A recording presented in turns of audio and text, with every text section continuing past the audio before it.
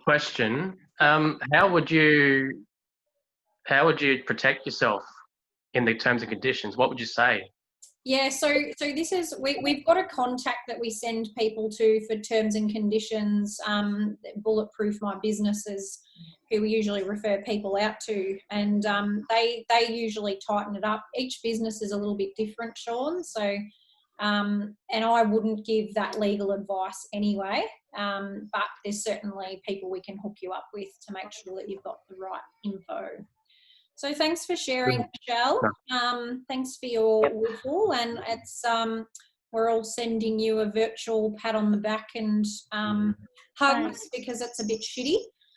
Alrighty, I'll go over to you, Matt, on your iPad. What do you feel like expressing? I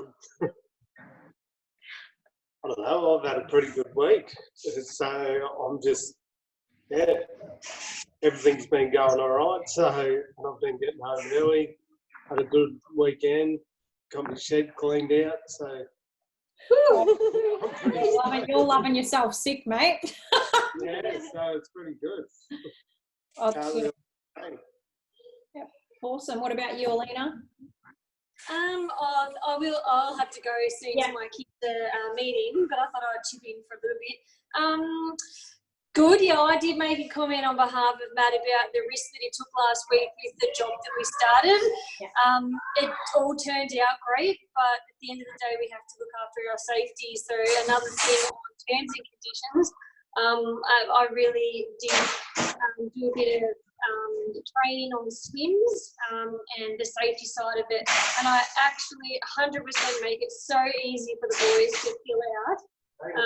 They just have to read it and sign it, and it is basically bulletproof on the safety side of things for them, but it protects us as a business if something was to happen. So Matt didn't put anyone else at risk other than himself, and it's done, it's over with, it's fine, and we had procedures in place. However, it wasn't probably a job that everyone would take on board, but hence our abundance mind thinking that we're risk takers and don't mind putting the leg out, or I don't know, whatever you call it, to take on that risk, to take that job on.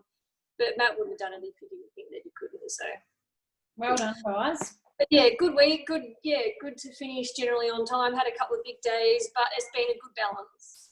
Beautiful. Love your work. Thanks, guys. Over to you, Vanderways. Trav and Carly. What do you feel like expressing? Hello. Hi. Probably the only thing for us, it's been a good week, it's been busy and everything productive, but this one employee is getting me down. He's making me hate life. It's just so hard because I just don't know how to go about dealing with him, and honestly I'm out of options and suggestions. We've tried every approach. We've tried a cuddle, we've tried reward, positive, we've tried chatting, we've tried a casual chat, a formal chat, and it just does not change. And yeah, we're just not getting the results we want. And yeah, I'm at a bit of a loss. So other than that, everything's really good. All right, Beaut. We might open that one up shortly for you, Carly, to get some input from the group. What about you, Trav? I suppose what I want to express is business is a fairly big yo-yo. Some days you feel like you can be smashing it, doing everything good, and then the next day just a few spot fires, and all of a sudden you feel like you're not really going that well, and then it's just a relentless relentless yo-yo. Thanks for expressing. All right, we'll come back to that, Carly, because it's a big one, and I'm sure you're not alone. Sean and Janine.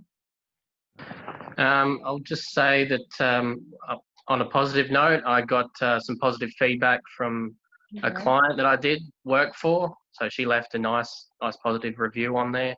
Well done. Yeah, so that was a bit of a pat on the back. And just, I've got a quote I'm doing at the moment, and I think I might be going in a bit high, and I'm a bit, do I stick to my guns or do I take it back a bit? And I know the first thing that you said was up your prices. So Yep. fingers crossed. Beautiful. And you're getting a lot of big nods on the should I stick to me guns around the room, I can see. And from It's all hard. the seasoned business I want the owners in work. the room. I want the work, but I don't want to undercut myself. I don't want to do it for nothing either. Good. Stick with that attitude. I reckon everyone would back you on that. Yep. Awesome. No worries. Thanks. Beautiful. All right. Did you want to say anything to us, Janine, or? He's doing well. I reckon he's doing very well. Yeah. Thanks. Yeah, that's all. Good on you, love. Thank you. All right. Stay bright, over to you. What do you feel like expressing? Just like Monday started pretty shit for the kids. Like, I feel like I'm just going to be up all night doing bookwork, and I don't mind because I can get home with the kids in the day. But I can just see it's going to be a long week this week. Haven't started very good. Like, it's all positive, but it's just, you go to do something and baby cries, and then the toddler wants something, then the toddler injures himself, and then the husband comes home to do shit, and then he wants the kids want him, and then just nothing gets happening. Nothing works. Throw it, pen in the air. I did do my whiteboard list, so I'm impressed about that. That's one thing. There's a bit of control for you, mate. Thanks, Chriselle, for expressing. Andrew. Well, a van and Ute is booked in to get sign wrapped, so that's good. That's happening Friday, so excited about that finally. That's been like a year and a half in the making. Same thing, employees ticking me off. One of them got a massive speeding fine. Oh, that was me, so don't worry about that. So that was me. I got a speeding fine, and I'm trying to tie up whether the company takes it or I should take it myself. But it depends how many points I have left. And apart from that, it's just it's a typical Monday. It's coming out of his pay. Yeah. It's all joy over at the McCormack's, I can hear. Great. Love your work, guys. Over to Steph and Ryan. What do you feel like expressing, guys? We had a bit of a scare with one of the employees on Friday. So Thursday night, early Friday morning, he rang and said, "Oh, I've been having cold sweats and I feel like I'm good to work, but I'm not sure." And I said, "Oh, look, just go get tested." And then we had to wait 72 hours and we were sweating. We had cold sweats from that. Yeah. And then it was all fine. He came back. It was all clear, and he was happy to get back to work. But yeah, bit of a scare over the weekend, and it's getting closer and closer as well in Victoria. You never know. The Bunnings that we visit quite often has had a few people, and yeah, it's a little scary. Thanks, Ryan. We're both homesick today, so it was we just sat on the couch with our laptops, and Ryan got 2 of the standard operating procedures done, which was other than that, I got a good chunk of the invoicing out, so I'm feeling really good about that. Need to be sick more often, guys. Yeah. I don't mean that, but so you got your SOPs done. Nice. Couple of those. Beautiful. Matt and Michelle, what do you guys feel like expressing? We're coming to the end of a couple of projects, which I would normally sort of worry where I'm going to go to next. We've got work coming up, but these projects are real drainers. There's no money in them. They're just pains in the ass. So I'm actually quite looking forward to finishing them off, and I'm not actually worried what we're going to do because I know we'll have something. Rightio. What about you, Michelle? I don't want to, I'm just happy with like everything at the moment. Everything's going along nicely. I'm just very content currently. Just nice for a change. I'm not, sleeping well and not stressing about much at the moment. Just a nice feeling. Excellent. Thank you. Thanks, guys, for expressing. Over to you, Lee, in WA. Oh, hang on, Lee. Sorry, you're muted, mate.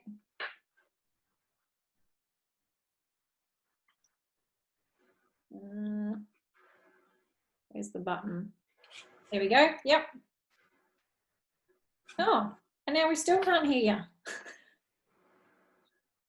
I don't know what's happening with your sound, my friend. I'll move on to Lena and we'll see if we can get you happening there, Lee. Over to you, Lena. Hey team, I feel like everyone, or I'm having a shit week too, don't worry, I feel for you and Cormac.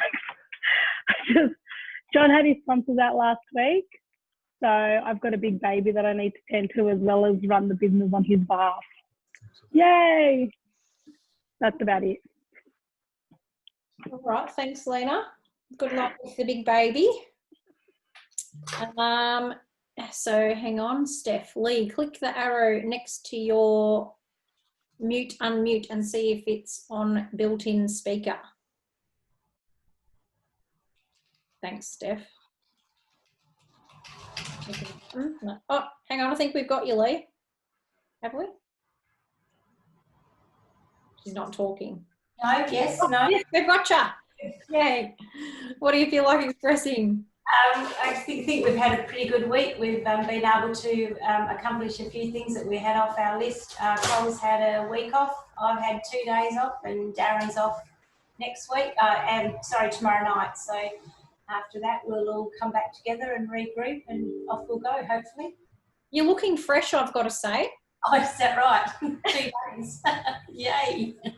Good job. That's awesome, Lee. Thanks heaps for expressing. And Josie, what about you? What do you feel like expressing? Hi, team. It must be the day for kids. Mine were horrific this morning, screaming, dropping off at childcare. Great fun. But, I think just Victoria and Steph and Ryan, just the COVID, it's scary. I'm worried, nervous and everything. So I think just that feeling of what's coming next and no control is probably eating a lot of us up, and especially in my household. So feeling you all and, hoping the numbers to turn around. But that's what I feel like expressing. Thanks, Jose. Beautiful. Yes. Thanks, everybody, for expressing. There's Crochelle's asking, is it a full moon? That was nearly the first thing I was wondering. No, apparently not for another couple of weeks. So that'll be fun when that arrives too for everyone. when the moon arrives and everyone goes extra feral. So I used to work in nursing, and it was never good when it was full moon. So we'll all buckle in for 2 weeks' time, as well as this episode that we're going through at the moment as well. All right, so today I do want to do there's a couple of staff gripes. So I think rather than just leaving you all hanging there, let's make sure that you have a bit of a chat about this. So Carly, just come on, and Trav, just come off mute for us, and I want everybody to pitch in some solutions or possible things that have worked in their own businesses for these guys. So give us a bit more of a rundown. What's happening with this staff member that's driving your troppo? He's been with us for just over a year, and he approached us for the job, which was probably our worst mistake, was giving him the job.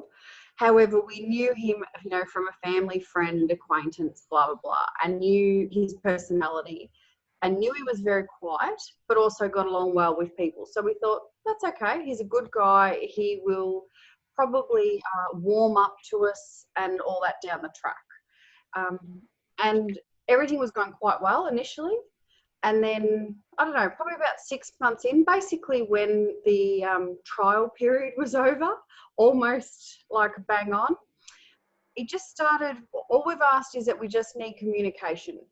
So Trav's obviously not on site, so he needs to be as the qualified, on site, he needs to be our eyes and ears. And little things, like let us know where you're up to at the end of the day, so we know what to schedule for the next day. Did you finish? Did you not? Do you need another half a day at that job, another day? And it doesn't matter how many times or in what way you ask, it doesn't happen. Or if it does, it'll happen for 2 days and then we're back.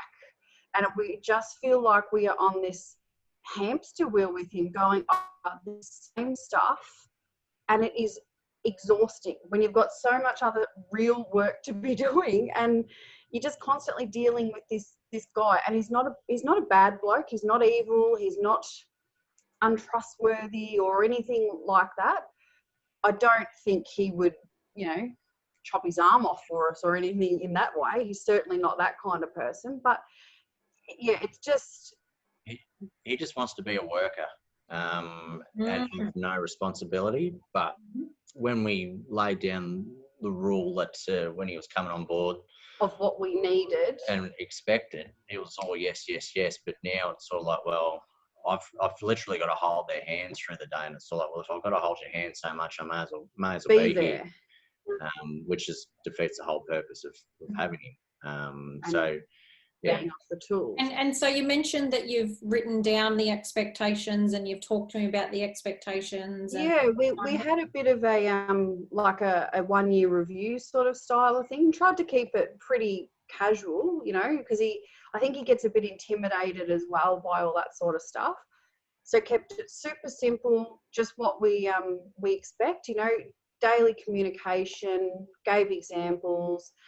With the apprentice on site, a little bit of, we don't expect him to do all the training, but certainly, make sure that what he's doing is good quality and, correct and on the right path, and things like that.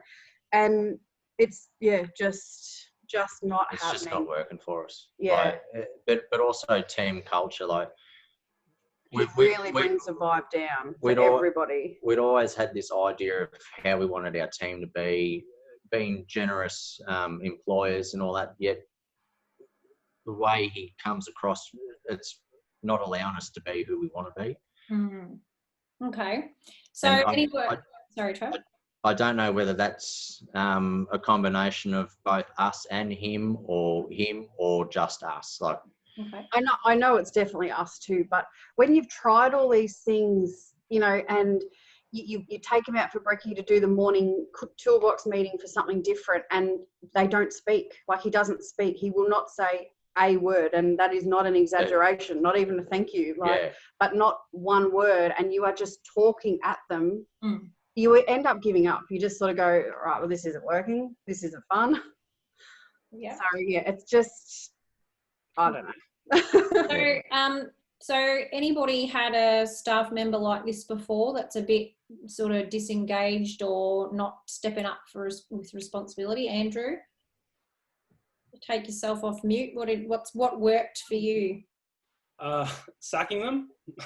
I had an apprentice who I worked with before we went into business, and then I needed an extra set of hands. He was still an apprentice. He'd left that company, and I messaged him for an extra hand every now and then, and that turned into, say, I'll put you back on, finish your apprenticeship off, blah, blah, blah. That was all well and good when he's an apprentice. Really cluey guy, was basically an engineer. He got bored in engineering, so that's why he went and did his trade instead. And same thing, was great. If I gave him a set task and literally laid it out in list for list for list what I want you to do, it would get accomplished. Yep. If I assumed he would take the extra step and go, hang on, I'll just write the job notes or whatever, it won't get done. So I had to lay it out black and blue for him, what it needed to be done on every single thing. And then it got to the thing, he started calling in sick via Snapchat and just stuff like that. And that was the final straw for me. I just killed it from there. As soon as he finished his apprenticeship, because, trying to get rid of fair work laws and everything, as soon as he had been signed off officially and I had the document to say he was done, we terminated his contract saying, that was the end of his contract. We just said we didn't have any full-time work for him as a tradesman, unfortunately. We kept him on to get his apprenticeship done and then moved him on his way.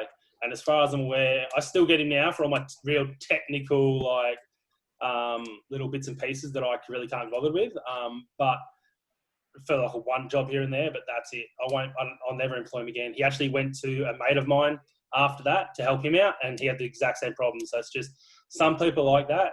The best thing we found is as long as possible probationary period for people, so 6 months even, and be upfront and honest with them of why it's 6 months, because someone can easily fake how good they are in person to either over the phone or in an interview. I found the best thing to do for interviews to actually have someone call them first, yeah, we'd like to talk to you, and give them a specific task in the job description. So say, hey, we want you to call the office at, send your resume and then call the office at 3:59 on the dot. Yeah. And put that in the middle of the text of the job, because that proves if they can't read through that and they can't see that note and they can't follow through with it, they're going to be no good for your business. So little tests in that will weed out all those people. That's in the recruitment process. Yeah. So getting back to that point. And we will talk a bit about team and recruitment throughout this program and performance reviews as well. But I thought I didn't want to leave that hemorrhaging wound there while in the middle, because it's so frustrating for you. But I think what can tend to happen from my experience, both in my personal professional career as well as watching all of you guys through the last 3 years and my own husband, we think that we're having performance conversations, but usually we're not. So for whatever reason, we're very funny about, people say, oh, you've got to do the sandwich technique, which is say something good, tell them the shit bit, and then finish it off with something good. No. So people need to know when they're having a performance conversation that they're having a performance conversation. This is going to be uncomfortable. I'm going to say some things to you that you are not going to like. But then don't finish that off with oh, but you're a really nice bloke. I do that. Okay. So what happens is, anybody else do that? Anybody else go, right, I'm going to be brave and I'm going to have the conversation. I'm going to do it. But then I just make it all better and smooth it all over and finish the chat with the pleasantries. That is where the message gets lost every time, because they're not walking away feeling like, shit, I've just been kicked up the arse. They're walking away going, well, they've told me off, but I'm still like, they've been nice to me. Like, yeah. So that's probably the biggest thing as far as learnings go for everybody is, gone are the days. It used to be we were taught in performance management and in managing people that you would do this sandwich technique. Say something nice, give them the bad news, and then finish it off with something good. No, we do not do that. They need to know, I need to have a conversation with you about your performance. It's, it's not going to be a pleasant experience, not for me, not for you, etc., etc. And finish the conversation with, so what are you going to do to improve this situation? Let them tell you and say, okay, great, looking forward to your commitment. No, oh, here, have a toasted sandwich. Yeah. So if that's ringing any bells, guys, it's likely that old mate's not getting the message. Yeah. Because we're probably dressing it up with a whole lot of other things, because it makes us uncomfortable. Performance conversations are really uncomfortable. So that's great. Thank you for just bringing that to the fore, because I'll jab that in. I'll give you a bit more structure when we teach you more about this stuff. Perfect. Thank you. Beautiful. So thanks for that. Okay, so today, has everybody seen the new units pop up yesterday in the Facebook group? No, Matt's going no. A lot of other people have it. I don't expect you to have, because it's Monday and I only popped it up the day before today. It's because I'm going to run you through a couple of those concepts today. So what today's all about is, so you've started setting your goals, okay? Most of you have got your SMART goal, your one goal for the next few months ready to rock. For those of you who don't, you're going to be sharing them next week. Next week on the call. So we need to be talking through next week what those goals are. So for those few of you that are left, if you're having trouble, put your hand up and say, oh, I don't feel like I've quite nailed our goal. The ones that have been posted so far are awesome.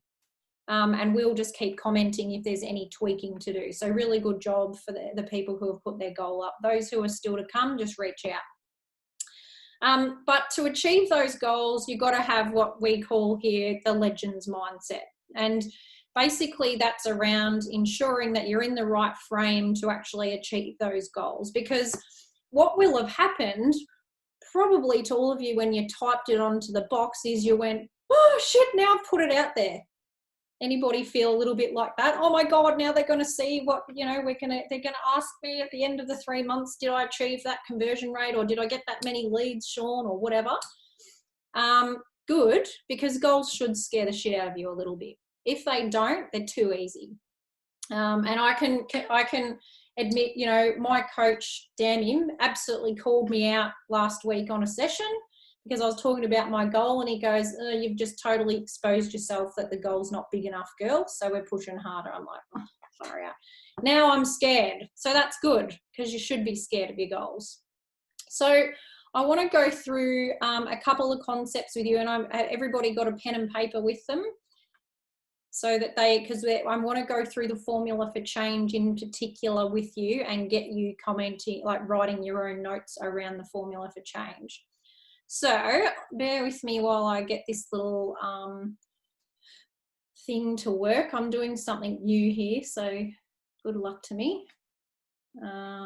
Where's my Zoom?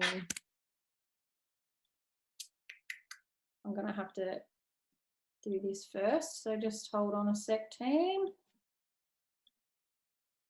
Okay. We see that? And interrupt me anytime. Ooh, this is weird. There's a chat, hold on. Let me have a look. Okay.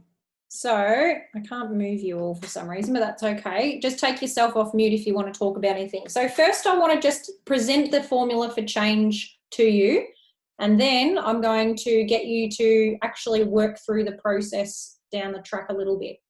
So this formula for change, it's called the formula for change. Any change that we make in our lives will follow a pathway in some shape or form through this formula. So what the D is all about is how dissatisfied we are. So I want you to think about this while we talk over the next 15 minutes in the context of the goal that you're setting. So whether it's a conversion rate goal, or whether it's I want to be home more goal, or I want more leads goal, or whatever it is, have that spinning around in your mind, because we're going to work through all of the things that might get in the way of you achieving that goal shortly. So first you've got to think about, well, how dissatisfied am I with where I'm at right now? So if I take, say, Sean's goal as an example, so one of the things he might list here moving forward is, I don't want to work for a boss anymore, I want to work for myself. That's really annoying me, I don't want to work for somebody. So you want to be listing how dissatisfied you are with anything. This has got to be a reasonable level. So it might be I'm sick of getting paid a shit wage, or whatever it is. I really want to overcome, I want to just get this thing off my plate. It's the thing that's painful that's preventing, possibly the thing that's going to make enough emotion spill up in you that it drives you to action to achieve the goal that you've set for the next 90 days. That has to be times by the amount of vision that you have. Vision's got to be big, and people go, oh, vision, what a wank word, but you have to be thinking really big about your business and where you want to take it. So I'm going to use you again, Sean, through this whole thing, so you get the hot tips so you can write everything down. But the vision for Sean might be, I want to run a painting business that's got 6 blokes working in it. You know, you've got to have this idea, I want to live in Alfredton in Ballarat, or I want to live in some schwanky suburb of whatever town you're in, and I want to have $1 million house. You've got to cast this vision for yourself that makes you feel, again, quite emotional. Then you want to say, rightio, well, what are the first steps that I have to take? So Sean's in startup mode. So some of the first steps that he needs to take are around generating leads, networking, doing letterbox drops, the sorts of things that he's already started to do. For those of you who have been around for a while, you need to understand, well, what are the first steps I need to take to achieve that goal that I've confirmed to the group that I'm going to knock over in the next 90 days? So what are the first steps that you have to take?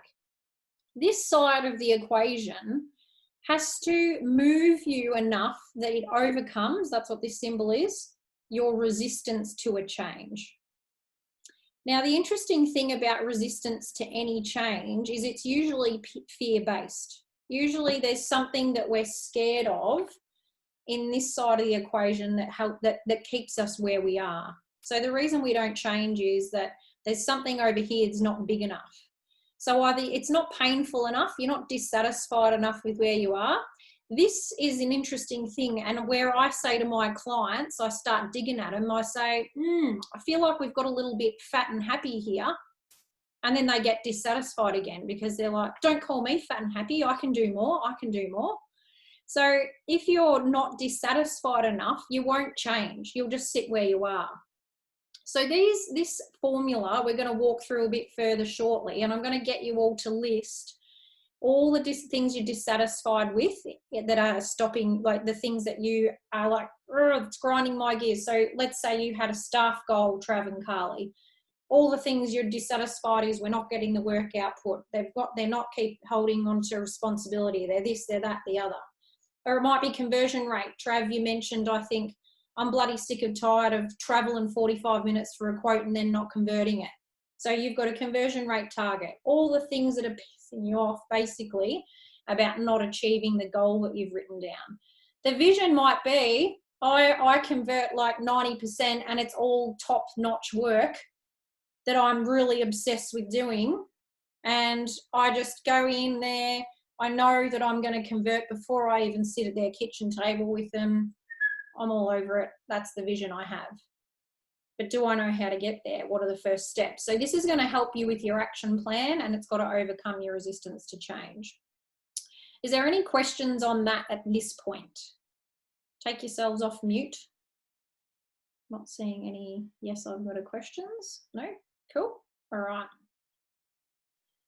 Now, the thing around this is, and this is all on in your units, so you can read back over the concepts, but you've got to have a legends mindset and live what we call above the spirit level. So this is a spirit level, obviously. Hopefully on this call, we all know what that is. If you're living above the spirit level, you take ownership, you're accountable, and you're responsible for everything that goes on in your business. So what I loved about Trav and Carly's story before is they said in there, there will be a level of responsibility that sits with us. Like, we know that the reason this situation with this bloke's happening is there's something, there's clearly something going on with us. That's the types of people we want in our programs, because you're looking in the mirror and going, what can I do different? So these people will always be victorious. They'll be the people that win. The legends, I suppose. The battlers are the people who live in a victim mindset. I just pulled out some other bloody Aussie slang to put the below the spirit level, but the battlers are going to be blaming everybody else. They'll make excuses and they'll be in denial. So a different story that could have been told by Trav and Carly today would be, this bloke, he's so shit, it's all his fault. He never does anything right. He doesn't this, he doesn't that. Or it might be, we don't convert because all the customers just want the best price. Or so the stories that the battler tells are very different to the legends who live above the spirit level. This is a brilliant thing for your children and for your household as well. This exact picture lived on my kitchen cupboard above my kettle, where my husband and I basically for 1 year had it sitting there, and if we slipped below here into battler mode, we'd call each other out on it. It's really good for the kids too.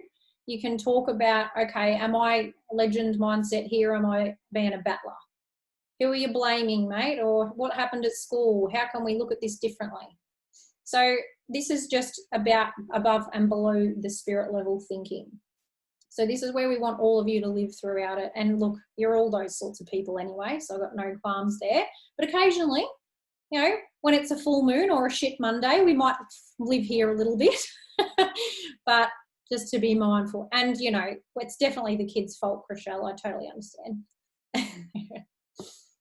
So I really encourage you to go and do some of your own homework on fixed versus growth mindset. There's so much information out there. I've just picked one good example of fixed versus growth mindset.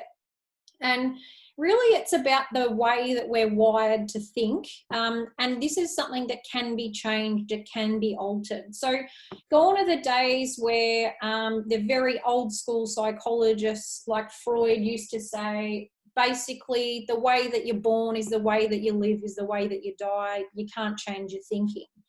That is not the case. You can absolutely change the way that you're programmed. If anybody's really interested in history and the way that psychology has shifted in that space, I look up Viktor Frankl's story. He was a prisoner of war in a Jewish concentration camp. And what's amazing about his story is that he basically said, you know, they can take my body and do what they like with that, but they can never take the freedom that exists within my mind. Basically, everything that we think becomes a reality. And so he was a person in those concentration camps whose every family member was burnt in the chambers. It was a horrific thing, but he was the most light, one of the most incredible leaders that you'd ever come across. Really good story. Have a look at it because it's pretty powerful. But basically, Viktor Frankl, he coined pretty much this kind of thinking as well, where the belief system is that, you know, we can learn and grow as people. There is no such thing as failure, only valuable lessons. So it's a very belief systems driven, this first section here.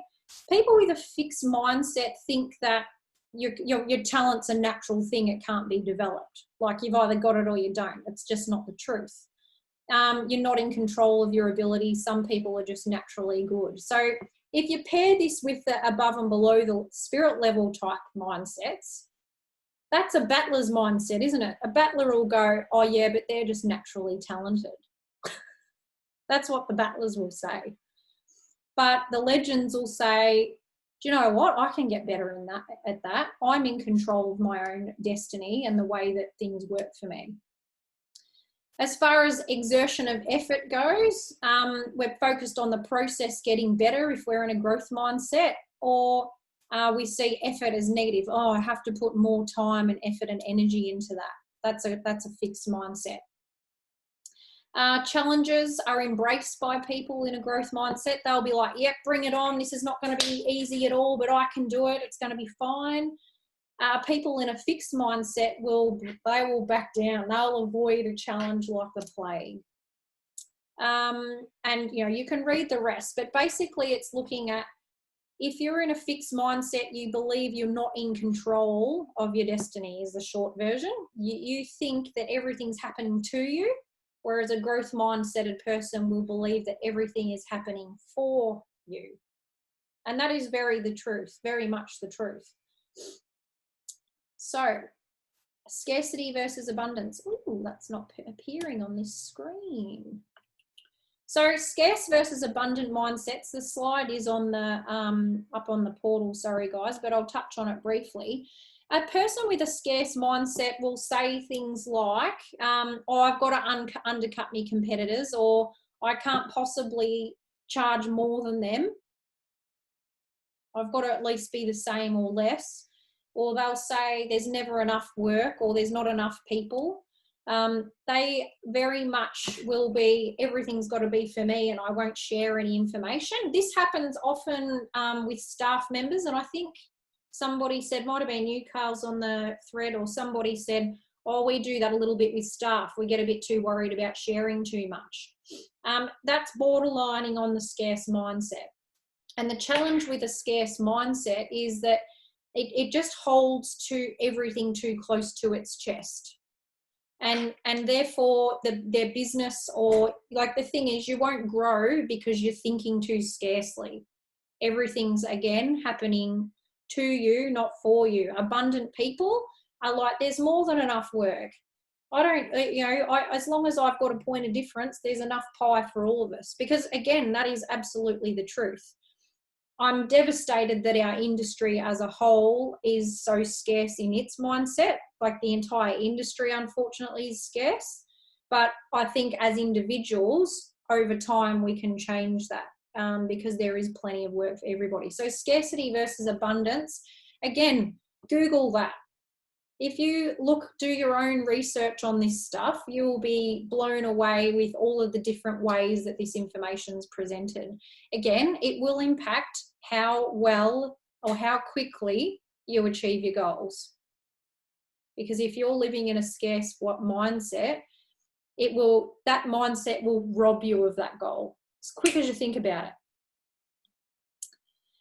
Oh, there's another picture that's not working. This is acting weird.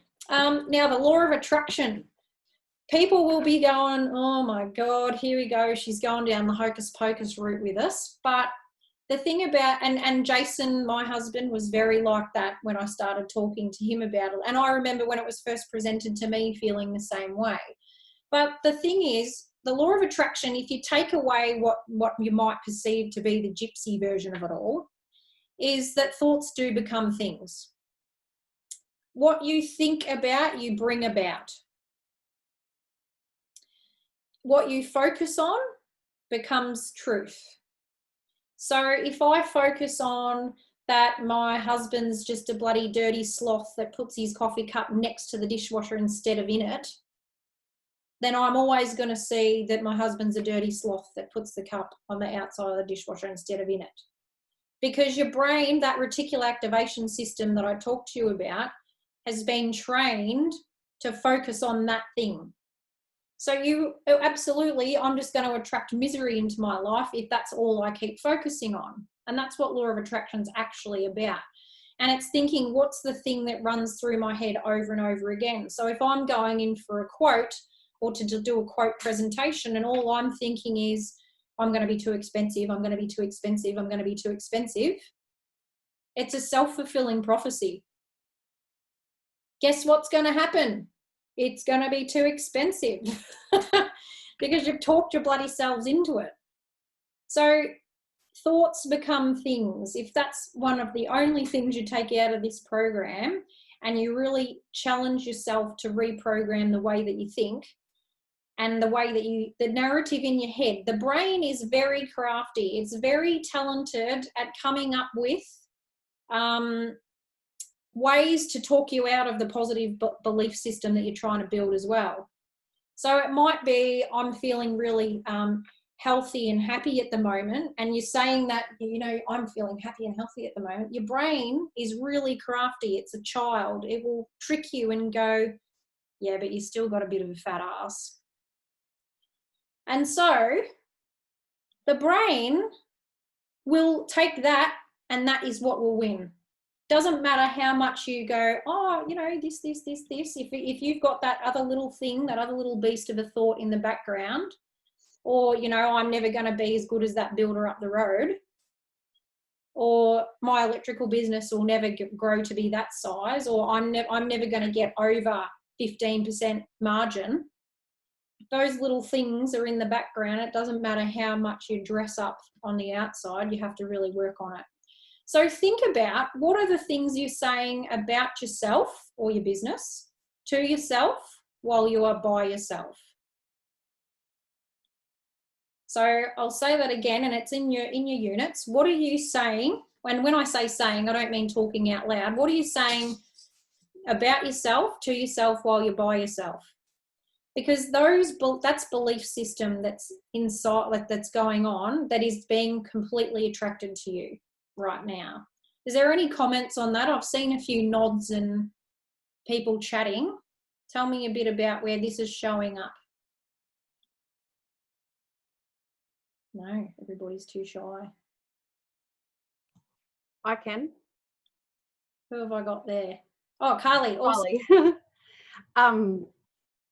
This is also a bit sort of on the personal side as well as business side, but probably in the last month, other than COVID, in our personal life, like we've had quite a few things going on, as in I've got a really sick dad who's been in hospital for a week and then home for a fortnight and then back in, and he's, you know, not doing too great. I'd hurt my back for 2 weeks, and just, you know, and then the employee who's probably, you know, anyway, we all know about him.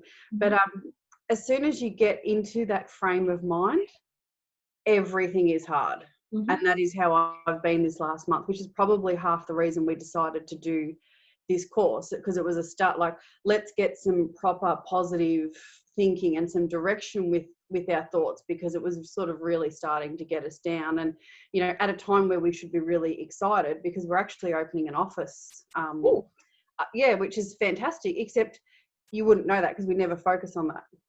Because there's so many other things going on, you're tending to forget about the excitement that you should be feeling, that you're about to get it out of your home and, you know, have a separate work and a separate house. Like, that's this amazing. is That's a massive achievement. huge achievement. And yet you don't sort of focus on that because of everything else. And as soon as you get into that frame of mind, it's I can totally attest to that. It's all downhill. I think that goes back to business being a yo-yo. Yeah. Like, you've got good things going on, and then there's other things which aren't so good, and it's just a matter of always trying to think of the highs instead of the lows. Yeah, and that's so true, Trav. Thanks for sharing that, guys, because even and as we get to know each other better, I'm going to start pulling you all up on your language. So if anyone says things like it's hard, I'll say, what is it? And get you to come up with something else. Yeah. Or it's a yo-yo. What do you mean it's a yo-yo, Trav? Because the more you pick yourselves up, or we pick you up on your language, you'll start to pick yourselves up. So that goes back to the battler versus the legend, above and below. Because when you're in the battler mode, you will say things like it's hard, or you will say things like, you know, that it's a bit of a drain, and you know, when you do what you feel like expressing, that's the safe place to say everything is shit if you want to, because I can't call you out in your what I feel like expressing. Yeah. The rest of the program, all bets are off, guys. And so that's what we're going to work with you through this as well, is the language, because 100% your language is key, and it's as soon as you start picking yourself up, it's the greatest gift you'll ever receive, because you go, oh, I was being a little bit of a battler there. So we'll all help each other in this group to reframe. That sounds good. Yeah. So, and you won't be the only ones who are feeling challenge. We all feel challenge. And I like to say challenge instead of problem, because we like challenges. We like to get through it. So no, but thank you for sharing that, guys, because it's really helpful. No worries. Okie doke. So some of you have seen this list. Okay, so I want to go through a bit of a it's going to let me move this. Has anybody said, or does anybody say any of these things in their mind? Give me a bit of an indication.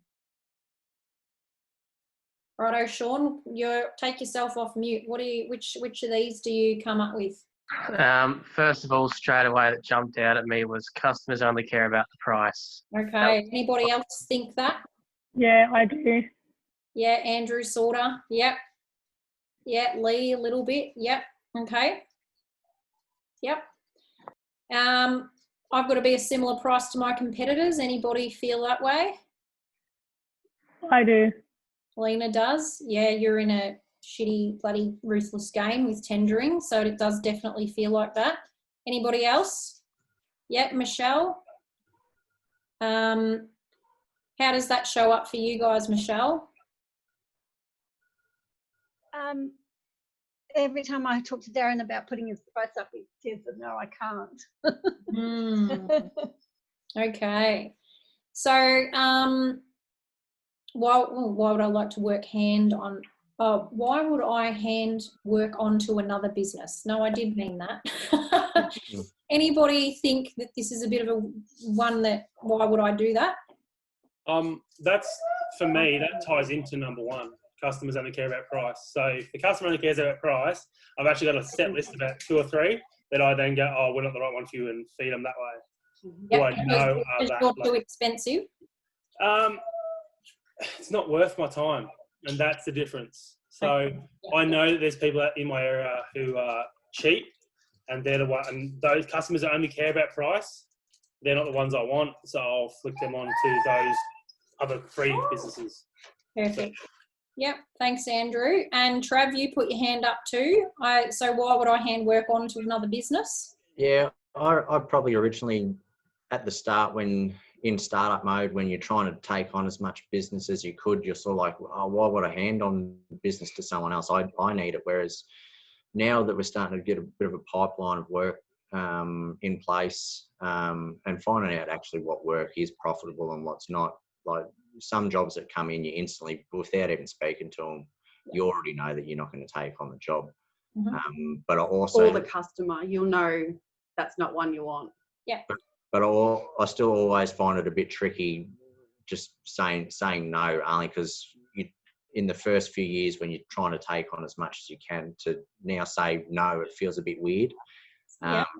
So that's a habit to break. Yeah. Anybody feel like they've done a really good job of breaking that habit? I reckon we have. Yep. You reckon you have, Trav? Yeah, we're getting definitely getting there. Yeah. What we are now compared to where we were. I don't feel funny about saying no now. But you've still got what's the barrier to the handing it on to another chippy? My worry is that you'll think that this person isn't the right person or it's not the right work, and you'll hand it on and it'll end up being like the dream job and you're like, damn it. But so of all the things we just went through, which mindset's that? Oh, probably still the battler. I'm a battler today. It's all right, we're here with you, love. So it's interesting. So the why would I hand it on is really a bit. It's a scarce mindset because, well, I'm going to say no, but why would I bloody help old mate up the road to get the job? Well, because that customer might come back to you one day with a bigger and better job that person didn't do as well as you could have down the track. So it's about always having that helping, abundant mindset, I suppose, and being mindful of that. Anybody said that I can't possibly charge that for that? I was going to say the hedges 100%. Hit us with it, Steph and Ryan. Very often you'll go to a job and you'll think, oh, it's probably going to take this many hours of my time, and you do it on your hourly rate that you've worked out, and then you look at the end figure and you just think, geez, that's a lot of money for hedge trimming. And you'll knock a bit off, and then you'll give them the quote, and then they'll ring you back in 24 hours and say, yep, I'll take that, thank you. That's when you know it was too cheap. Okay. So if we're going through some of the concepts we just chatted about, Ryan, where's this one come from? I can't possibly charge that for that. It's probably a battler. It's a bit of negative. It's scarce. Yeah. Yeah. And I guess okay, if I was to throw it over to the room, what sorts of people have hedges, guys? No, I've got a dying garden. It's not Lena, so she's not a We're hedge hopeless. person. What sorts of people have hedges generally, though? Throw it out there. With money. Wealthy people. Yep. Older people that are Yep. home all the time that can look after them. There you go. So Michelle, Ryan, this is just for you when you're quoting next, that I'm throwing this out there to help you with your being very abundant. More affluent suburbs is what Michelle said. Affluent. Woohoo. See, Lena's going to pick up her kiddos because John can't drive with his sore face. So really important, like all of us, and the first time I met Ryan and Steph too, I was like, ooh, hedging, they'd have some hoity-toity customers. Yeah, we do. Yeah. So we've got to charge like we've got hoity-toity customers. Yep. And that's, that's just, the thing is, you guys, and I will focus in on the boys right now, are worth so much more even than what you're charging now. Yeah. Ryan will show it to me and I'll be like, oh, that works out to this many hours. Should we add a couple hours? And even adding a couple hours, it's still just not enough. Like, I think this year we'll probably put our prices up again. Kate got us to put our prices up 6 months ago maybe, and that's been awesome. but it's time to do it again, I think. On hedging, not gardening so much because it's harder to compete, but hedging's more of a specialty and we can justify charging more, I think. Absolutely. Oh, and you got the heavy duty artillery now in your business, so you got to be charging for that. Yeah. Awesome. So the pricing thing, dear tradies, is a scarcity thing. So whether it's an hourly rate that you're undercutting yourself or you're letting the subby charge you poison, but then you're not handing that price over to the customer plus some, and then plus a little bit more, that's where we'll come unstuck. I won't tell my staff too much, don't want them knowing anything. This one familiar to anyone? Trav and Carly, anybody else? Nah, everybody else shares. Do you share, Lee? Hang on, you're muted, love. You're muted. Unmute, Lee, sorry. Well, we did, but then it appeared that they didn't give a shit. Because it was always done. We got you, Lee? No, not working. Something weird's happening. So sorry, Trav and Carly, you had. We sort of don't tell them a great deal at the minute. And it's only purely because we started off having these toolbox meetings and telling them a heap of what was going on and what we're quoting and what's coming up. And they just didn't really give a shit. So we sort of figured that maybe we're wasting our time and we're better to keep them on the job site, paying them to do what we're actually paying them to do. Like, so yeah, it's probably not the right attitude, but that's sort of where we're at with it. It's not that we don't want to, it's more that, you know, I want them to want to know. Otherwise, what's the point? It's a two-way street. Like a conversation is two people, not us talking at them. So, yeah. Any more to add? Michelle and Matt, have you got any thoughts on this one? We went through a period where we were kept everything close to our chest and I don't know, I think it was very much a scarcity mindset, but also and that micromanaging and having all the control. Whereas now we find we drip feed a bit more information and we complain about things, you know, casually complain about things or tell them what was a good win. But it's still not as received like Carly. It's still not received like how you want it to be. I guess, I don't know.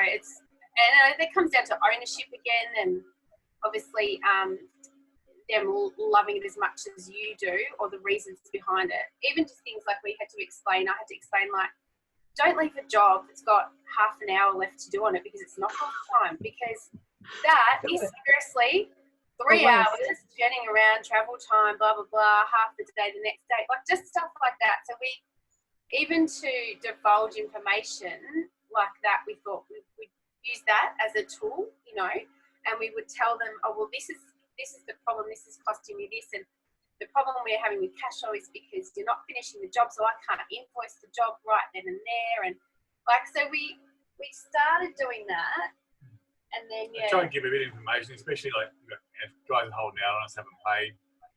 You know, these guys owe us for that last job in there, and they still haven't paid for that one. So that's why I think we're a little bit tight. Just to give them a bit of a, hey, we're not rolling in money. Yeah, yeah, that feeling. Yeah. It's kind of, they just nod and then walk away. Yeah. So very much like the Vanderways, I can't get any responsibility out of them. Yep. So Steph's just said, I think where you can help the team understand the impact, they start to understand a lot more of the context, and the more you share around that, the more insight they have to help guide decisions. Now, I think what I'm hearing is we think, again, because communication is the response you get. Yeah. All right.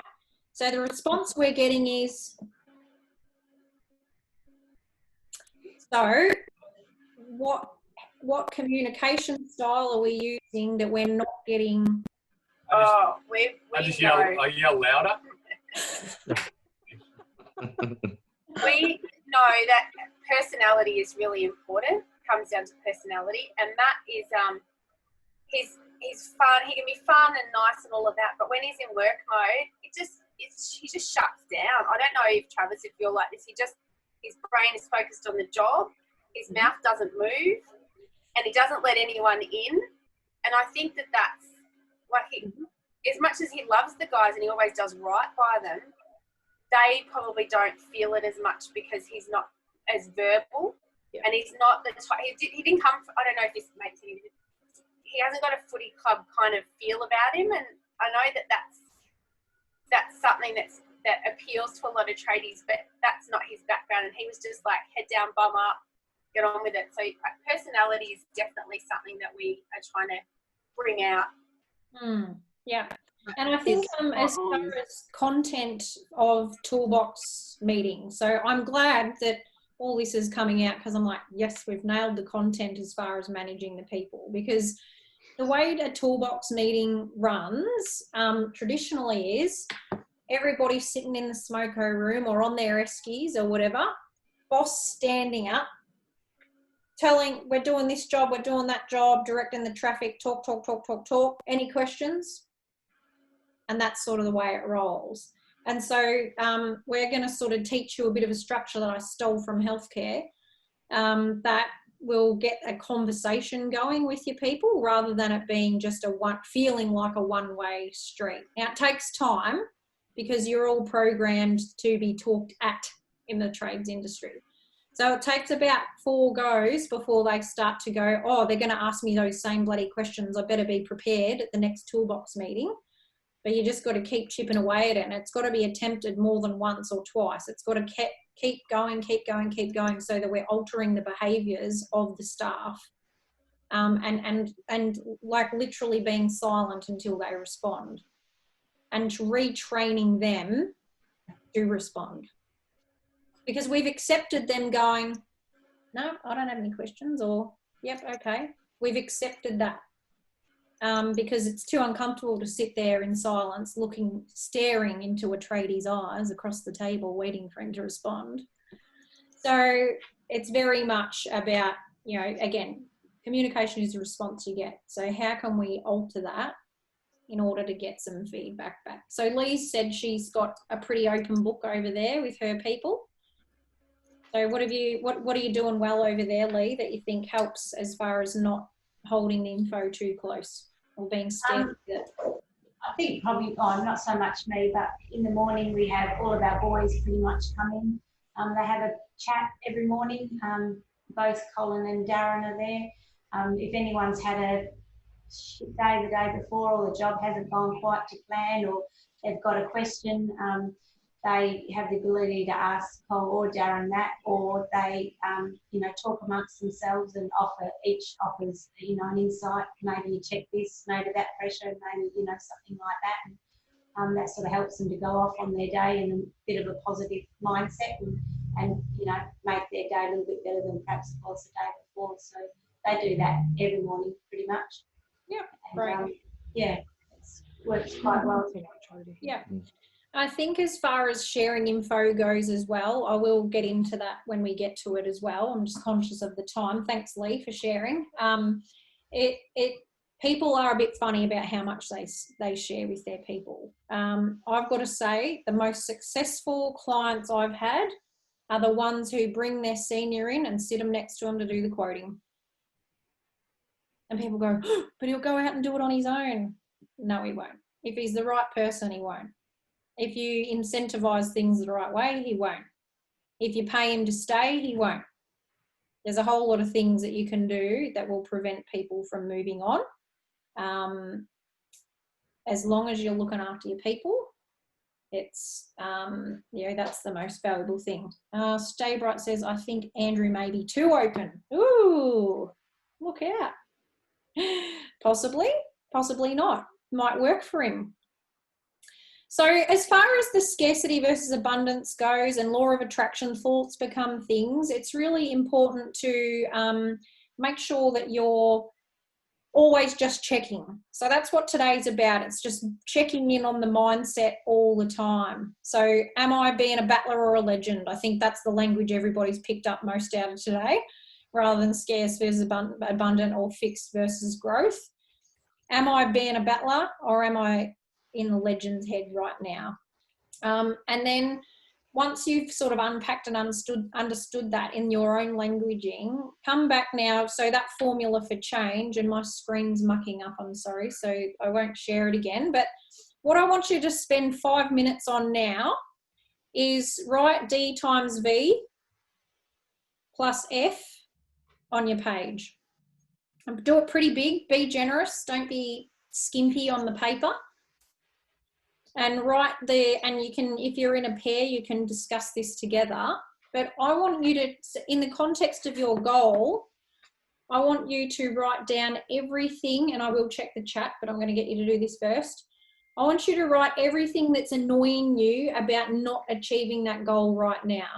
So what is the goal that you're wanting to achieve this 90 days? What is what's dissatisfying about it right now? Really get into the pain points. So spend just a couple of minutes, have a conversation between yourselves. If we don't achieve this goal, what's annoying about that?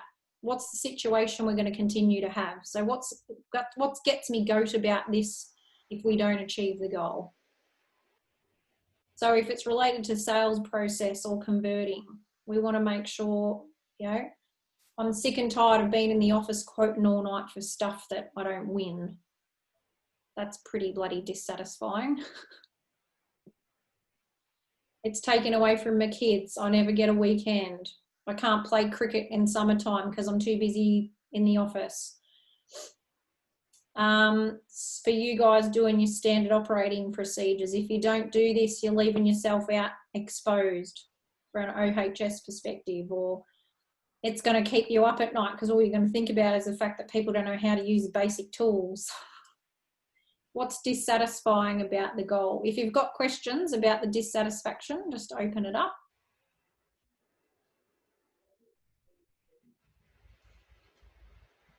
Is it only about our one goal, or is it like any dissatisfaction at the moment? You know, if you want to go further than that, of course you can. Yep. So focusing on one thing just makes it a little bit easier. But if you've got overall dissatisfaction that you want to list, go your hardest. Because it'll somehow come back to your 90-day goal anyway. Yeah. Because it might be time, not enough time to do things that we love, and that's because you're too busy teaching every other bloody person how to use the tools. Like, you'll find that if you write everything that dissatisfies you about your business right now, it'll somehow come back to your original goal. Thanks, Steph. Thanks. So go hard. Like, if I don't do this, all the things that are going to annoy me. And then once you've got at least 5 on that list, I want you to move to the vision. What's the vision that you've got in achieving this goal? What does it create for you if you achieve the goal? What awesome things are going to happen if you actually achieve the goal?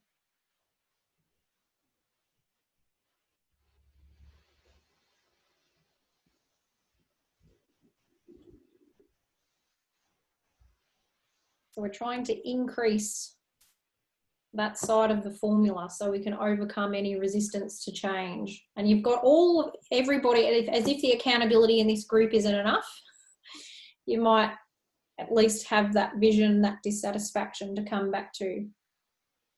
And when we coach one-to-one and in our programs, we really get to the bottom of this, because every time that you're slacking off, I want to poke you in the ribs and make you more dissatisfied with some of these things.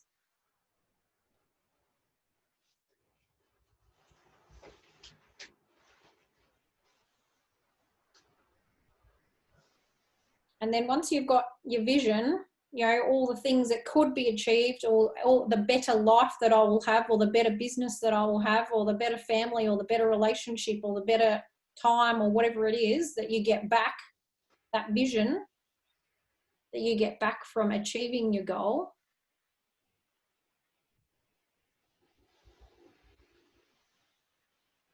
What are the first steps that you have to take? So plus F.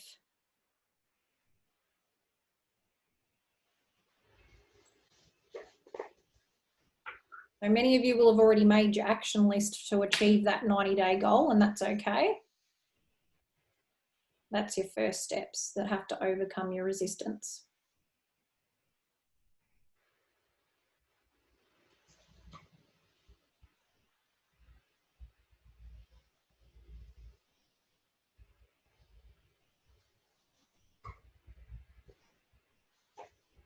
Okay.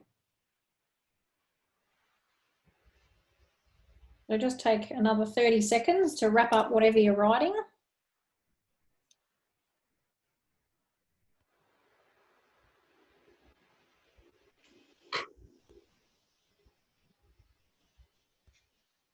Okay.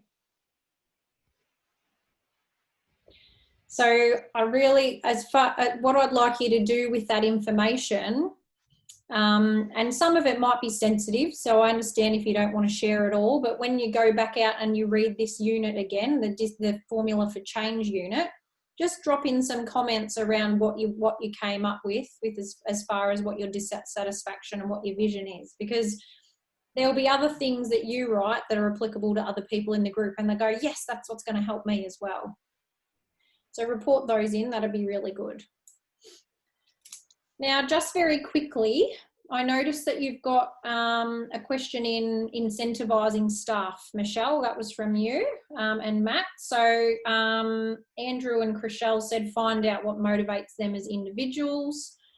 Steph and Ryan do something similar. So they ask what their personal goals are so that they understand what really matters to them, and help them outside of pay. So if they like to travel, being able to help facilitate time off or a travel voucher or something to that effect. And the other thing that Modern Hedge do is that they try and do experiences as a team on a quarterly basis, like going to a mystery room. Michelle and Matt have gone to pub lunches and go-karting and Christmas gifts and bonuses. So I think if we go right back to that, what motivates them individually and what personal goals they have, I'd challenge you all to put your staff through a similar process that you just went through yourselves. So if you go through that PDF that we've shared with you, like the 7 types of goals, what stops you from doing a little session with your staff for an hour one day and getting them to write some things and share them with the group? Because the cool thing about knowing what your staff want, like Steph and Ryan are doing, is all of a sudden you've got leverage. Because if you support them and support their goals and dreams, they'll support you to achieve yours. So, and I often get asked, oh, you know, I'm paying them over award and I give them bonuses and I do that, and I still can't get them, they're still not motivated. It's because a lot of people don't give a shit about money. They care about respect, they care about responsibility, they care about, you know, feeling valued, they feel about just being recognised by their peers, not necessarily financially. Michelle says, this sort of thing we struggle with. How do you go from nothing to warm and fuzzy? You do it gradually. So I think, and you do have to do it gradually, because they'll be like, woo, what is this? And I usually say, just blame the coach. Just say, the coach is making us do this. It feels really unco, but we're going to do it because apparently it works. And so it might be just introducing one new part of a concept per toolbox meeting. So if you're a business that does a toolbox meeting once a week, the first question that you might implement, which is a really good one, is, guys, what's working well? Just like we're getting you to do every day. One question, what's working well? And they'll go, I don't know. And then you come back the next week. Hey guys, I'm going to ask you that question again next week. You didn't do too well today. I'm going to ask you again today. What's working well? And then you just keep doing it, and then they'll get into a habit. Then you bolt on the next thing. It might be you just have a bit of a chat. So what's one thing that you want to achieve this year when you're all sitting around having smoko? It doesn't have to feel sterile and staged all the time. It's about how, and you know, Matt, if you're a reasonable communicator, which I get the vibe you are, just make it comfortable. and switch out of work mode just for 5 minutes to be there for your people, and truly be like, give a shit about what they want, because that is what changes people. That's true leadership. And if you haven't read The Infinite Game by Simon Sinek yet, get on it. It's a bloody ripper. Yeah, I agree with what you're saying as well. Yeah. Because one of my workers, all he loves to do is go out fishing and whatnot. He's still living at home. I've been at him for like probably 6 months. I said, you've got to buy a house. You've done your apprenticeship, you've done your time. And I started looking for him and then texting him on weekends, looking in the paper, this is a good buy. Do you want to go and have a look? And it took about 6 months. Then I finally found this block. I said, this is really good. You have to buy it. Ring my mate, and he's a broker. Ring him up. You got nothing to lose. And ever since he brought the block, you know, he's had a different mindset, and it's been good at work. And he's talking about what he's going to do, you know. And I said I'd help him out, and he loves it. You know, it's been really good. So you've just invested that bit extra. You've shown that bit extra interest in him. You've shown that bit extra nurture. You've shown that bit extra care, which you don't have to do. But is it paying off? Is he giving back? Yeah, he really does. This is one of my good workers. But he was just doing on a hamster wheel. He was just not doing anything different. Yeah. You know, and he's a really good worker. And the thing that you've all got to really remember is you are probably the most positive role model in this person's life. Yeah, and I agree with you. So whether they're an apprentice or they're a bloody fully grown man or woman, you are probably on a pedestal in their world in one way or another. They would deem what you have as successful, and you're the role model to them. So if you're not giving too much of a poo about how they grow or develop, then it's unlikely that they're going to care about the next person that comes along either, whether, like, to grow and nurture your apprentices or that kind of thing. So it's always about going that extra mile and truly understanding your people, and really, like both Ryan and Steph and Andrew and Chriselle have mentioned, is get in the trenches with them. And like Matt's talking about, understand your people. What do they actually want? And it doesn't have to be all formal, like I said, because this is the thing, like, God, we're going from zero to bloody kissing and hugging here. Feels a bit hectic. But just a little introduction of, so what's one thing that you're trying to achieve this year, mate? And if they go, I don't really know, then ask more questions. Are you interested in buying a house? Are you looking at, you said you like fishing. Do you want to buy a tinny? Like, what is it that motivates you? Because 100% of the close to 100% of the time, people are not always financially motivated. There are some people that are off the scale about money, but it's because they've got no other way to quantify their value. Well, I want to be recognised for what I do. I'll just ask for more money. But if you start talking to them about their goals and how you're going to support them to achieve them, you watch them stop asking for money. Because every year it's just this stupid habit that the trades industry has. Oh, I've been with you for another year, more money. For what? You're not doing anything different from last year. Why am I paying you more money? Oh, but that's all right. I'll give it to you, mate, because you're asking for it. You're a good bloke. You haven't taken on any more responsibility. You're not doing anything different. But okay, I'll give you a pay rise. Crazy. So we'll do a lot of stuff in this space around staff, because it seems like it might be worthwhile digging in on that. All right, very quickly, let's do a whip around of what everybody's taking away from today. So Michelle and Matt, you're in my top left, so I'll hit you up with what you've taken away from today. So definitely mindset's at the forefront, and language is definitely something that, and using language, actually talking would be a good start. Awesome. Thanks. Because when he does say stuff, it's bloody gold, Like I'm like, where were you keeping that? And I'm motoring over here with dribble, and I'm like, come on, I can't get anything in. I was going to say, interesting, Michelle. We know that dynamic. We try that, but I always say to him every time we get on, I go, "Now you talk today," and then there's a massive pause. He's thinking. But the takeaway is definitely mindset. Definitely, like we talk about law of attraction, we talk about our vision board, things like that, which is still not finished. We've got arrows and bits and pieces, but definitely, just things aren't as shit as we really always think they are. Every day saying your wins has definitely made a difference. Good. I think I wrote that as well in our. You did. Thank you for that. You know, so that's awesome. Thanks, Michelle. What about you, Matt? Yeah, mindset for sure. I try to be of a legend mindset, but probably fall away a lot.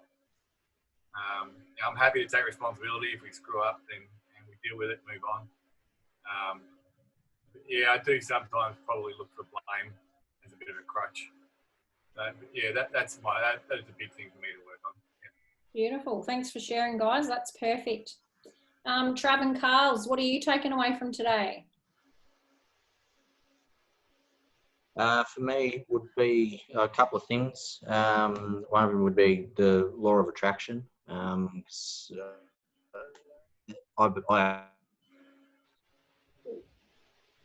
you broke up. You there? And the other one would be language. What sort of things I'm telling myself. So law of attraction, and it did break up a bit, but the second one was language.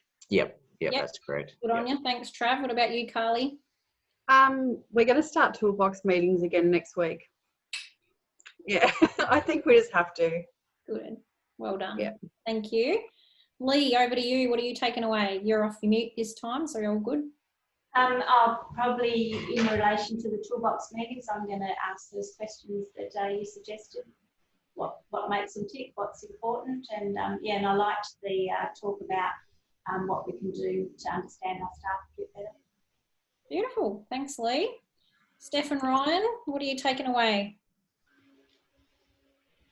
Now, I feel like we're taking heaps away today. I like the comment that you mentioned around that we're a role model to them. We're probably their biggest role model as well. I never thought of it like that. I just thought that I'm stuck in this business and it's a lot to handle. But them looking at us thinking, oh, they've got everything. They've got this business and it's successful.